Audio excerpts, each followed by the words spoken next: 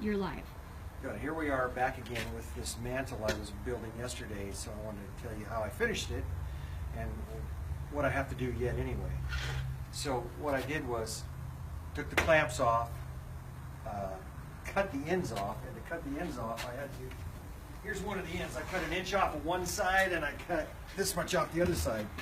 And you can see where I skill sawed it here, here, and here, and then I had to hand saw the rest of it because I don't have a saw big enough to do it. Thought about doing it with a chainsaw, but then you got the oil deal to deal with, because if the oil gets into wood, then you got the staining becomes a problem. So I did it with a skill saw, finished it with a hand saw. So after I cut it, you can look at the end right here.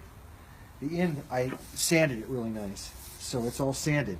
And I sanded the face. I sanded both top and bottom. This is the face here.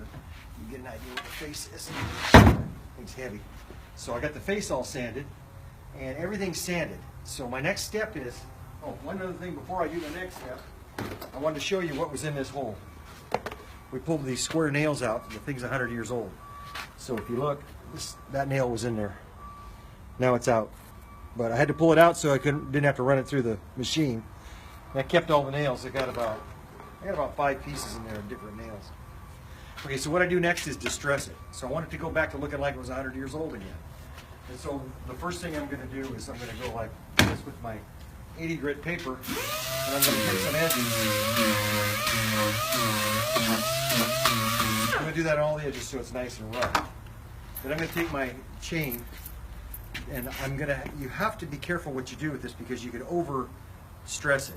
So you just kind of whack it, and then you whack it again. You kind of whack it in a bunch of different places, and then after you do all that, see how it kind of knocks the edges up a little bit. You want to see it over here a little closer. It knocks the edges up, so then you've got to sand that again to get that out. But you want that stressed look on there. So what I did to make this chain is I took a small chain, put a bunch of nuts and bolts on, screwed them tight. We had another one, but I couldn't find it, so I just made a new one. So that's what I'm going to do. I'm going to just stress the whole thing, and then they're going to take it to the house. They're going to have, around the back of this thing, they're putting rock. So the rock sticks out about 1.5 inches from the back. So it's all open now. They can get behind it. They're going to bolt it from the back side. The carpenter that's doing the job is installing it. I don't have to do it. It's heavy, so you got to have a couple people hold it up. You got to have a couple people bolt it from behind.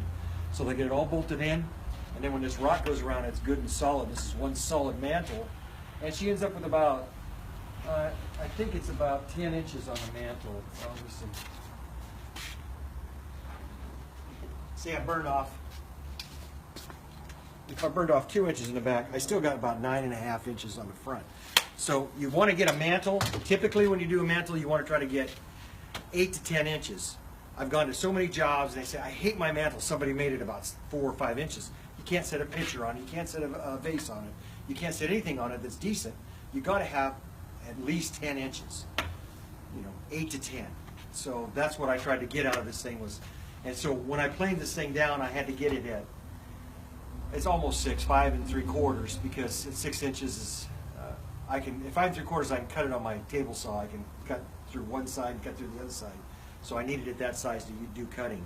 So it started out about 7.5. I planed it down to 5 3/4, and then so both of them. And then when I glued these two together, and you can see the joint. If you come over here, you can see the joint. Now that's how clean my joint is right there. That's where we clamped it together yesterday. And you can see on the end, if you look at the end grain right here, the end grain shows the two ways it's cut. And you can see the tree. There's a tree that way and there's a tree this way. These two were sandwiched together really good.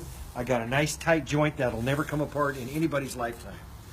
So the only way to come apart is if you cut it. That glue hole's solid. Tight bond, this is for you. Send me some more glue for free.